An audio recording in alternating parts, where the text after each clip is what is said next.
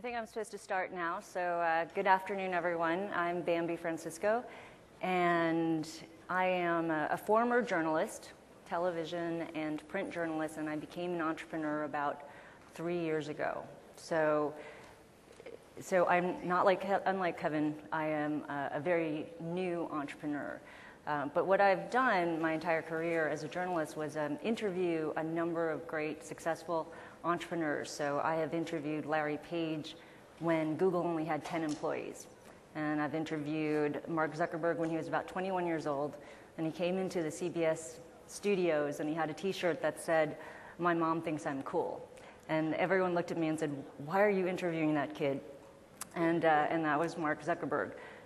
So I've been fortunate enough to learn from many entrepreneurs, and over the past 3 years continue to learn from them, but to also learn my own lessons. And so now I'm running Vator TV, and before I move into the presentation, I just want to give you a little bit of background. I'm not sure how many people are familiar with Vator, but we are a community and social network for entrepreneurs. And what we've found is that we have a lot of entrepreneurs, mostly high-tech entrepreneurs, who are connecting and learning from one another. So what we do is we try to create an environment where they can connect and where they can learn. And so one of the ways that we try to provide this learning environment is through our newsroom. And so we produce about 10 pieces a day, so not like your regular tech blog, but we do have some news about fundraising and about innovations in technology. We also have over 300 contributors. So we have a lot of CEOs and venture capitalists who are writers, write for us as well, contribute for us as well, and anyone here can actually contribute for us as well, as long as you're writing about entrepreneurship and innovation.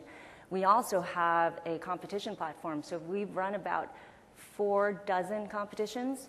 And right now we're running one with Girls in Tech. So we're looking for female-led startups. And we also have a Vator Splash New York. We got into events, and we've held 3 events called Vator Splash. And they were pretty successful, I think. And we've had about 400 attendees attend these events, so we decided to have a Vator Splash New York. So now we're looking for startups to present on stage at Vator Splash New York, and we are going to have an Israeli competition that's going to be launching in about 2 weeks. That's not really ours. Again, we're just the platform that hosts these competitions, and then we'll also be rolling out a lot of university competitions. And then we also have our social network, where we have about 50,000 members. We add about 3,500 high-tech entrepreneurs every month. A small community, but a tight community all around high-tech entrepreneurship. So that's just a little bit of background about myself and about Vator and why I'm giving this presentation. It's really about lessons learned. I know that it's how to pitch investors, so I'm a little bit nervous because this room is packing up, and I'm wondering if you're all here because you're trying to raise money. So raise your hand if you're trying to raise money. Okay, about 40% of you. So what percentage of the audience are entrepreneurs? Oh, good, a good percentage. So what I'm going to be talking about today really is a little bit about pitching to investors, but also about lessons learned. And hopefully you can take some of these lessons and it can help you with your pitches to investors. So let's start. How do I do this?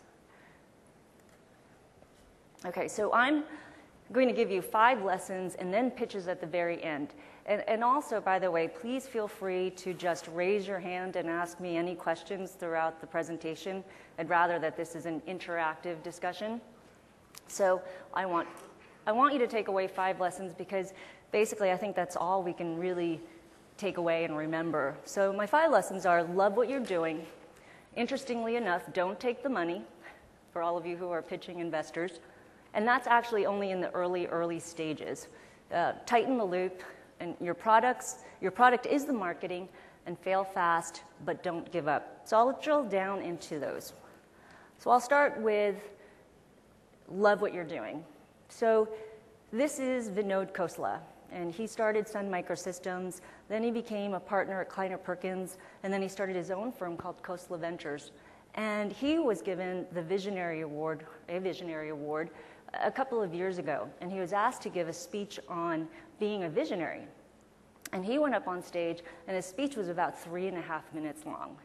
And he basically said that there is no such thing as vision. Vision is great in hindsight, but really what you're doing as an entrepreneur is just bumbling around. And so he said that, it takes a long time. You're going to fail, and you're going to fail, and you're going to fail, and finally you'll make the right decision and the right choices, but typically they're at the very end, after you had a lot of failures. And so if you're going to have this arduous path ahead of you, because it is, and it will be, for many entrepreneurs here, I'm sure you already know that, and I'd like to ask, how many of you are bumbling around? Okay, I gave this presentation at University of Kentucky, and at the very end and throughout dinner, everyone was talking about how they were bumbling, and they were really proud of it. And and I thought it was an interesting choice of words for Vinod to choose as well, that he's bumbling around. So that's why you have to love what you're doing, because that's going to be what's ahead, a lot of bumbling. And I think that you have to love what you're doing, not just love the problem solving. You're stuck on a problem and you really, really want to solve it. I think you have to love the process of innovation. And I bring up Mark Pincus because he's an old friend of mine. I've known Mark since he started SupportSoft, which went public. And then he founded Tribe, which was a pioneer social network in 2003. Of course, when he founded it in 2003, I told him he was way behind the curve. And that, that was old news already. And because there was Friendster, right? Friendster raised $50-something million, and so Mark was kind of old, and he wasn't a pioneer. But turns out he was a pioneer. But also turns out that he actually failed, and he admits it. So I have an interview with Mark in 2008 where he talks about how he sold Tribe, he got an exit, but it was a failure for investors because they never got a return. But he didn't give up.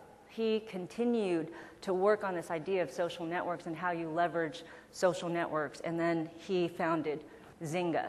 And so I bring this up is because Mark is a great example of an entrepreneur who did not give up and loved the process.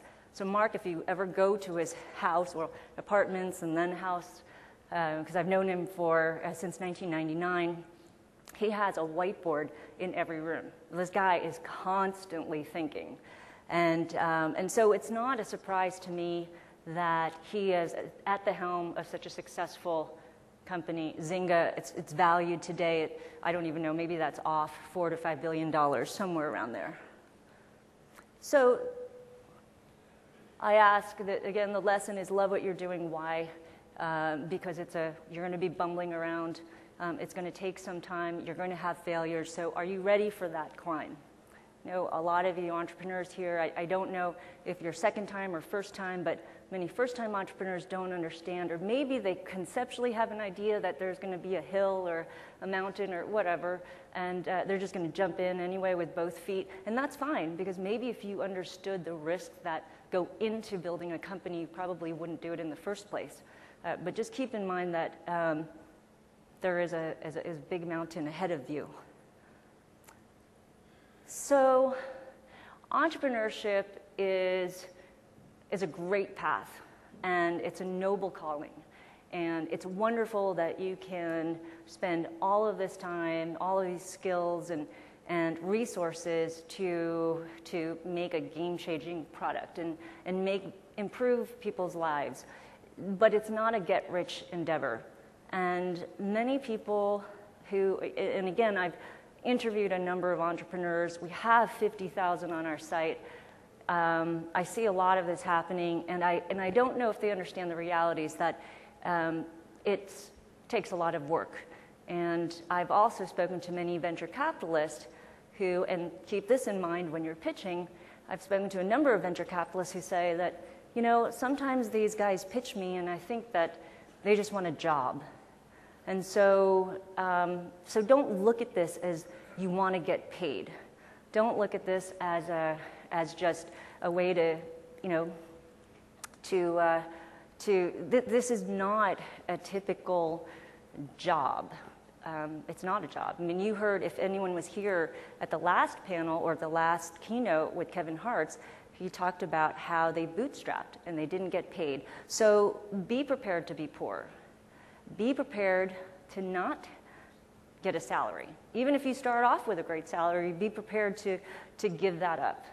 And be prepared to put some of your own funds into the company. If you want to be an entrepreneur, then that's what it takes. It takes you, and I've seen many successful entrepreneurs, those who do succeed, are willing to actually put in their money. I think Kevin also, and I'm referring to Kevin Hartz, who was the last speaker here.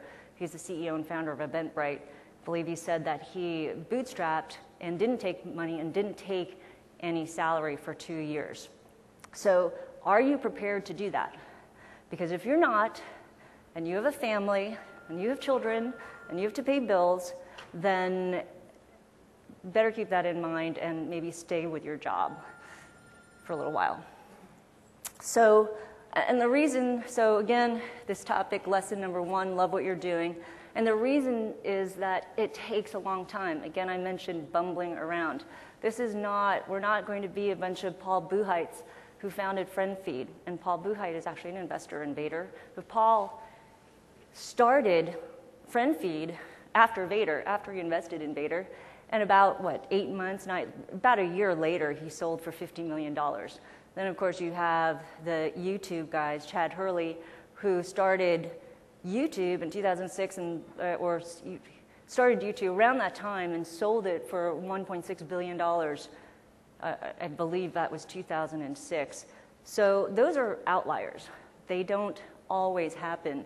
And again, I know you guys know this, but it really has to sink in. This is the journey you're going to be on. And so keep in mind that and this is for an IPO, but it takes 10 years, okay? For an M&A exit, which is probably the exit for most of us in the room, it's still 5.5 years. So are you willing to give 5.5 years of your life potentially not making any money, or making far less, maybe 50% of what you're currently making at a job? Are you willing to do that before you actually get to an exit? So yes, you would be willing to do that if you loved what you're doing. So that's why it's a big lesson. If you don't love what you're doing, you're just going to give up before that 5.5 years. So my second lesson is don't take the money. I know that sounds somewhat antithetical, I guess, here in a room where everybody wants, 40% of you want to raise money. So I don't really mean don't raise money. We actually took money. We've taken about $2 million. And that's one of the reasons why I actually have a lot of lessons learned, because I did take the money and I made a lot of mistakes. But I've also watched a lot of other people make mistakes raising a lot more money than I did, than Vator did. And the reason why you want to, all those who are pitching investors, the reason why you want to make sure you don't raise too much money is because you're going to save yourself a lot of costly mistakes. And I remember when I was raising money, there were lots of VCs that said, take whatever you can. Did you raise your hand? Yes. Okay. Well, I just was curious because I guess it's a philosophical perspective, but maybe making mistakes is a good thing. And if you take the money, know that lots of mistakes are going to happen, because what I found emotionally is when somebody gives me money, I feel accountable to that person, which means I'm going to watch the books more closely, I'm going to watch what I spend more closely. If it's just mine, it's like, well, so what? So maybe that's okay that you make lots of more mistakes, as long as you know that going in. I I'm just wondering your take on that. If the question was making mistakes, that's okay because then you'll be a better entrepreneur, you'll learn more. Also, take outside money because you can be accountable. And I agree with both of those things. I think that a lot of what I'm telling you now, it's almost like kindergarten. You tell your 4-year-old, 5-year-old how to live life, and they're going to make all those mistakes. So you will make these mistakes. Trust me, I've interviewed several hundred entrepreneurs, and I still made these mistakes. So you will make mistakes. Some of those things you just really have to internalize and experience yourself. And as far as accountability, taking money from outside investors, I think that's something you need to do. And I interviewed the CEO of Swipely, Angus Davis, who also was one of the co-founders of Tell Me. And he raised $7 million. Now, he sold Tell Me for $1 billion. I'm pretty sure he has the pocket change to put money into his own company, and turns out he raised $7 million in outside money. And I think it's a good thing. We raised money. I put some money into Vator as well, but we took outside money, and the reason why we did that was because we did want some accountability to other investors. We wanted input from other investors as well. So we didn't really want to be running the ship kind of with blinders. So I do think you need to take outside money. It's how much money. It's how much money do you need to do that. So, and you will make mistakes, but try to mitigate the cost of those mistakes. So, what are those mistakes? Poor hires, expensive hires, premature marketing expenditures. So poor hires. So we took at Vator, we raised money early on. I was a journalist turned entrepreneur, and I was looking at this money. Not a lot. Didn't have a lot of money. Initially, we just raised $1 million. I know all this sounds like small potatoes to you guys, but for me, it was something I never managed before. But and I took it from pretty high-profile investors: Peter Thiel of PayPal, Paul Buchheit, Richard Rosenblatt of Demand Media, and a number of other people. It was actually pretty easy to raise money. I actually walked into a party once, and someone I didn't even know actually said, I just want to invest in your company. It took 1 minute, and he gave me $250,000. And I took it, because I thought that's what you do. That's what you do. Your milestones are every venture round. And that was wrong. Your milestones shouldn't be every time you pitch or you raise money. And I actually have an interview with Mark Cuban who says the same thing. Now, Mark said this to me well before I experienced this myself. He said this to me when I was going through my first round. He said, so many entrepreneurs think that they have a huge milestone when they raise their Series A and seed round. And he said, and that's not a business. And I realized that after I started taking money in and started feeling forced to spend it. And that's one of the problems of taking money too soon and not bootstrapping like Kevin did. What Kevin did was he tried to figure out what the product was. What I was doing, and what many entrepreneurs do, is they take the money and then they build a bureaucracy. All of a sudden you have to hire all of these employees, really smart people, but probably too expensive and at the wrong time. So you're going to make poor hiring decisions because you're forced to have to spend that money because the VCs want a return, and so they want to know that you're growing. They don't want you to be sitting on that. And so not only are you going to make poor hires, potentially you may have to pay up for these people. And then potentially you may be marketing before you even have a product. I remember when we launched, it was definitely premature marketing. I didn't want to spend on marketing because I didn't think we had a product. And I had employees and colleagues who said, no, you're supposed to spend on marketing. I said, but I don't think we have anything. But I did, because I didn't really know how to make that decision to not market and to focus on the product. And I did that because I raised the money too soon. Also, you have a dilution in equity, obviously. We all know that. And not only that, you have a dilution in control. And what does that mean? Well, when you start experiencing that dilution in control, you also start experiencing the dilution in passion. And if you don't have the passion because you own, and I've seen a number of entrepreneurs who are starting to go down to 5% and 4%, 3%, and all of a sudden they're just like, I don't even care. When they sort of give up. And so, so just keep that in mind. Every time you make a mistake, you're going to have to raise more money, and then you're going to have to dilute your stake and your control. And this is just to show you, we all know this, right? But I wanted to give you a visual. It's you, and this is most entrepreneurs. And then after you reduce your ownership, that's you, that tiny little slice. And so here's an example. This is an actual real company, and I see this a lot. So this company actually raised $18 million, but they spent $14 million building the wrong product. And did you have a question? Okay, they spent $14 million building the wrong product. So that was them when they gave some equity away, but then they had to raise some more money. But the problem is they were pretty much starting at ground zero. Of course, they had a little bit of information, and they thought, well, in the beginning, just take the money, just take the money. The problem is when they took more money, they gave up more of their equity stake. They didn't really understand what they were doing, and so they were left with $4 million and having to figure out how to do everything again and to give up some more equity. So it's not just, sure, we can raise more money and we can raise more money and we can make mistakes. Those mistakes can be really, really expensive. And so that's fine if you want to go through the process, but just keep in mind that's what is ahead for most of you. So, and here is, so you think, well, I'll just keep raising money, I'll have an exit, I'll just have to have a bigger exit. Well, the problem is that the exits aren't that big.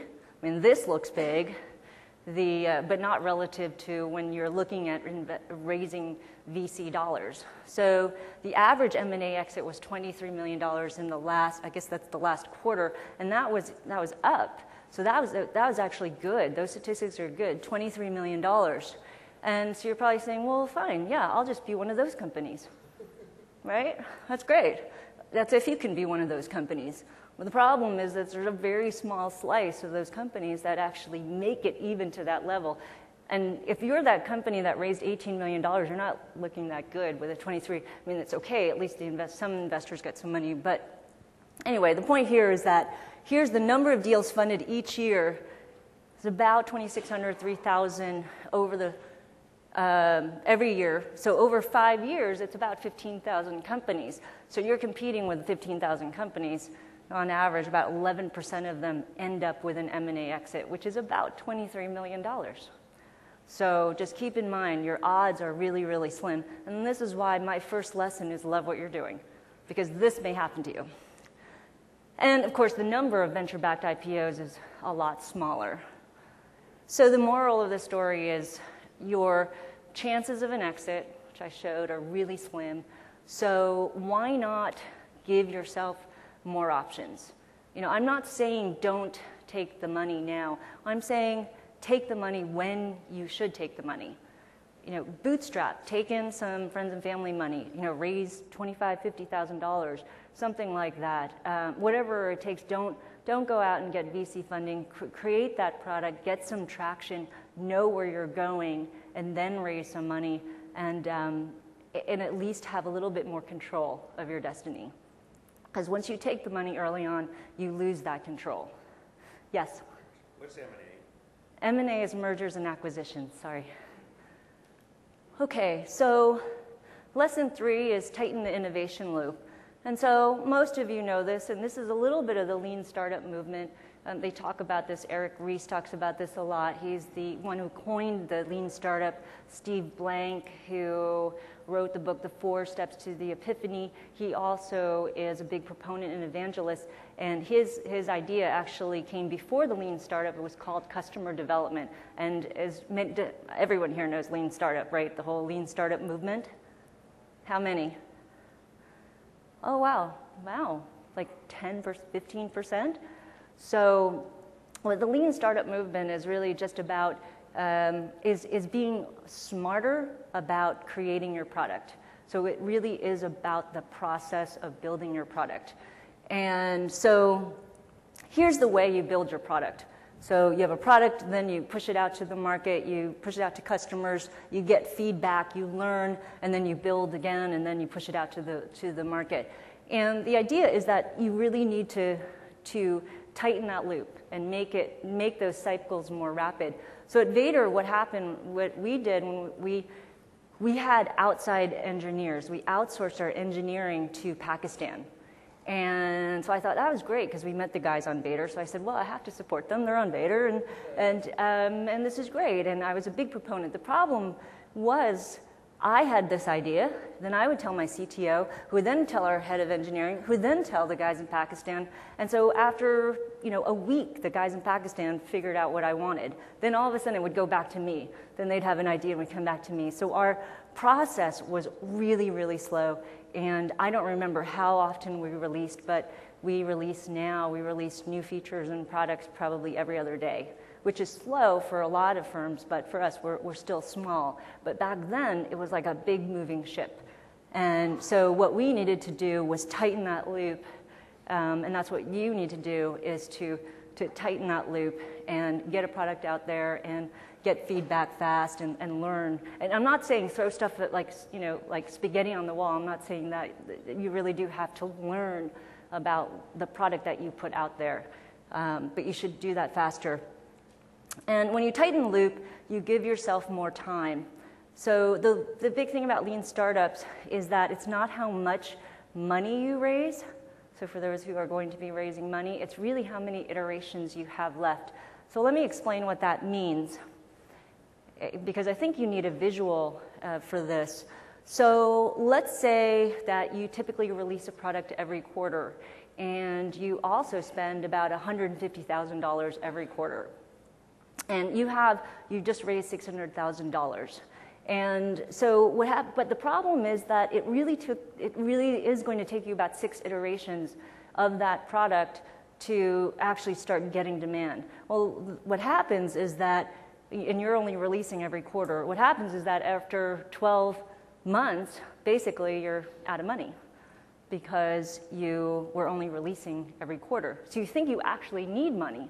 But what the lean startup says is that, well, maybe if you released every month, you learned from your customers, got feedback, built a new product, built on top of that, you can fit your 6 iterations into 6 months, and all of a sudden you have $300,000 left.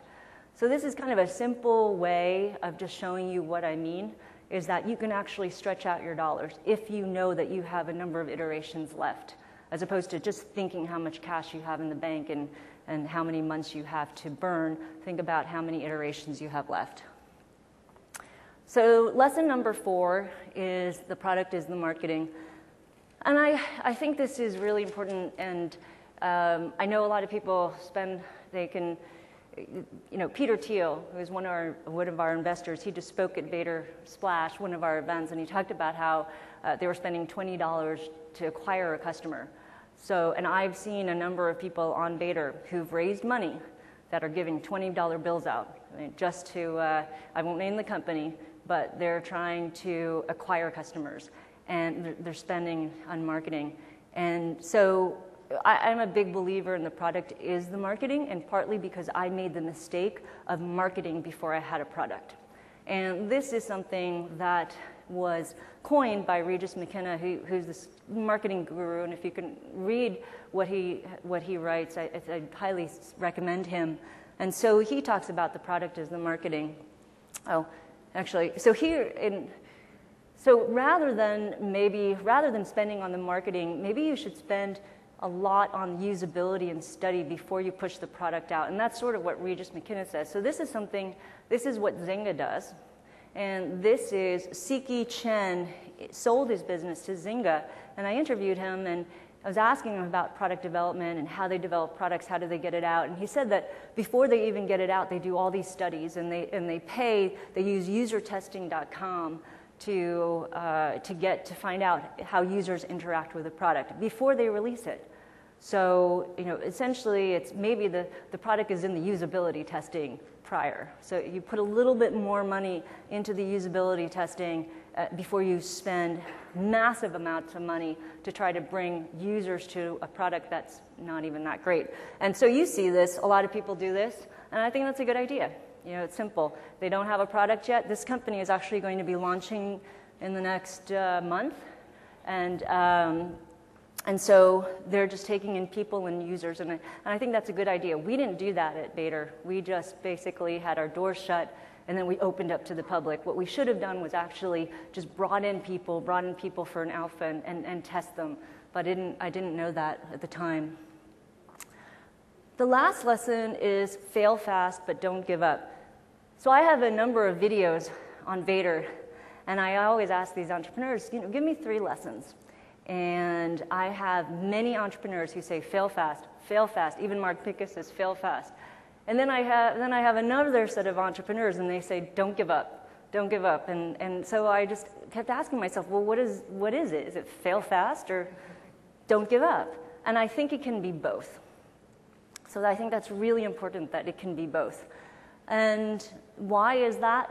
Because I think products fail, but companies don't have to.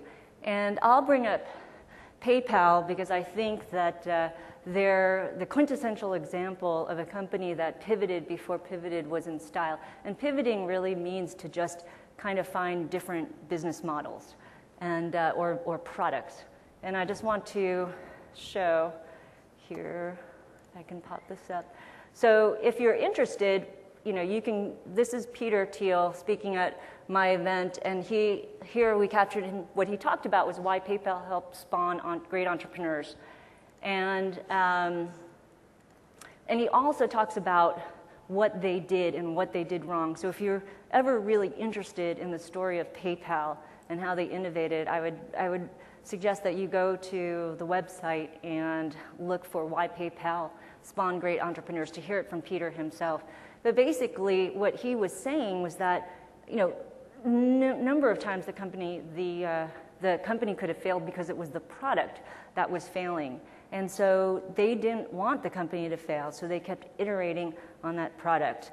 And they iterated on the product itself, so it started as a payment platform for or distributing payments over Palm Pilots, and then it moved into becoming distributing payments over email. And then as far as the business model, that zigged and zagged and pivoted a lot too. They weren't sure what they were going to do. They thought that they were going to upsell their users and sell them brokerage accounts, or sell them houses, or sell them, something, bank accounts. But it turned out they ended up with the model of just taking a fee, taking a cut of the transaction. But that took a while, and they could have failed, but they didn't, so that survived. And then there's Pandora. And I love this story, and I also have an interview with the CEO, Joe Kennedy, on Vator, and he talks about how they hit the reset button. So Pandora is an amazing company today. It's probably one of the most actively traded on Second Market or some of those private market exchanges. The other one's at Shares Post, I guess. But Pandora, back in 2000, it started off as software to put into kiosks, to put into Best Buy and Borders to sell music. So that was their product. And the problem back then was that music sales were declining. This is what Joe Kennedy tells me. So he said it was a mediocre product and terrible timing. And yet the company today is one of the most successful ones. The product failed, but the management team and the founder is still there today. So they still had the will to continue. And I guess, so once you do, if you're done bumbling around, you do your lesson, maybe you make a lot of mistakes, maybe they're expensive, you'll get to, at some point, there is when you get to the top of the mountain, it does feel pretty good. And there's different mountains, and you're constantly going to be climbing them, but it's worth it, even if you're poor. So I think it's definitely well worth the challenge. So those are my 5 lessons, and quickly, okay, so this is about improving your pitch. Hopefully those lessons helped. I'm just going to quickly, and I only have 2 more slides. This really depends on what stage you're in. That's what I'm going to say. I really think that there's a difference between seed stage pitching and anything beyond that. Because the later stage, I think that what you need to do is really show what you've learned. So I've seen some slides where people said, this is who I was at 2007, this is who I am, this is how we pivoted, and this is who we were in 2008, and this is who we are now in 2009. Because investors want to know that you've learned, you've made those mistakes, and they can invest in you. We had, so I'm going to tell you it's really personal, actually, but I think it's going to make sense. So we took in some money recently, or last round, and a friend, actually turned out to be a friend, actually put some money in and said that I would never have invested in you in the beginning. And he said, but now that you've made all those mistakes, and you've actually articulated them, it's like, now I think you're investable. So I think that needs to come out in a pitch. So what are what do you need to do in a pitch? I think the best pitch states the problem right at the top. And you have to capture the investor, because he just wants to know, look, what problem are you solving? So say that. I also think that you need to be focused, obviously. You need to be able to say that you have one idea and that's it. You are going to master that one idea. And I think you understand the market opportunity, know your competitors, and distribution, that's always a big one. So if you need to have like 5 slides, I think you need to understand those. And probably number 5 is huge. That's always a question that they want to know. Your financial statements, the ones that say that you're going to make $100 million in 5 years, don't put those in, because they never look at it anyway, and they won't believe you. So maybe in your second or third round, if you really feel like you have to put those numbers in, but you don't really, at this stage, who knows? But have some idea of what you're going to do to get this product in the market. If you're early to mid, state the problem, and then say, look, this is everything we did wrong. This is, we've been around for 3 years, and we did this, we did this, we did this, and it's wrong. Definitely add that in there, because people want to know, investors want to know that you've actually, you've been awake this entire time. And the same for everything else. And the parting thought is, don't underestimate what you can do. It's amazing how it could be very serendipitous, that you'll be very lucky. But don't overestimate who you are, because this is a very humbling, entrepreneurship is very humbling. And that's all I have. That's it. I have 5 minutes left.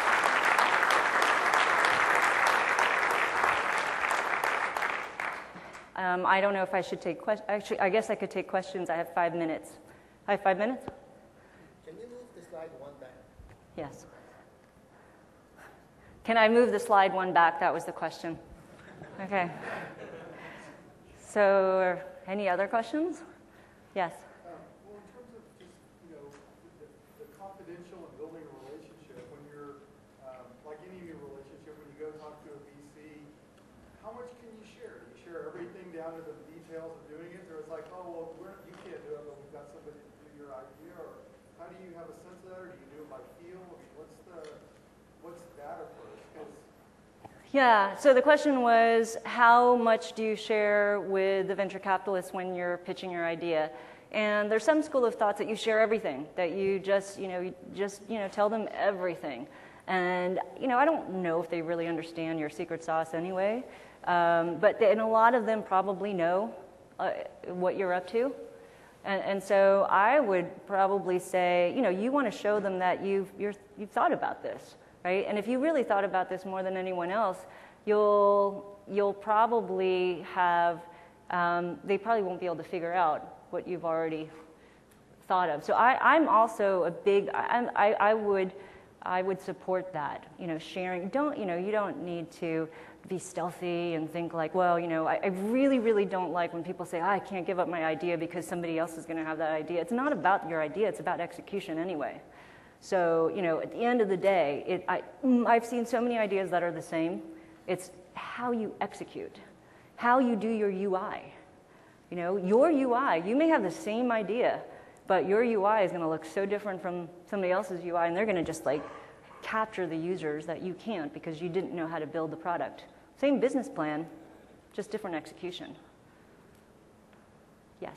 So we're not looking for money right now, but in the event we fail a couple of times and we want to scale quickly, we start to talk to investors.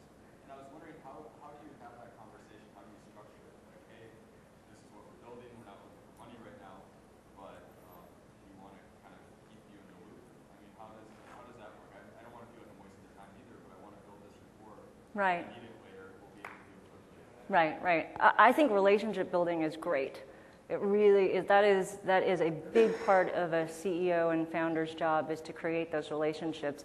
And so I think that if you can try to get in the door with a VC and just ask for advice and not money. I was given that advice early on too, and to just sit down and meet with people and just get some information from them, then I think that's a really good way to create a good rapport, as opposed to, I'm looking for money. So, you have an idea, go up to them, meet them, go on Vator. We have, we have about 3,600 now investors and angel investors. And then there's also Angel List. I think there's a lot of angels there, and however many VCs you can find, and just, share that idea and see if you can just sit down and just say, look, I just want to talk about the idea. I'm not looking for funding. And that's the best thing, right? Because then all of a sudden their guard is down and they're like, okay, good, I could talk to you. Because as soon as you say that you're looking for money, then they're just like, oh, he's going to pester me, I think. So, yes?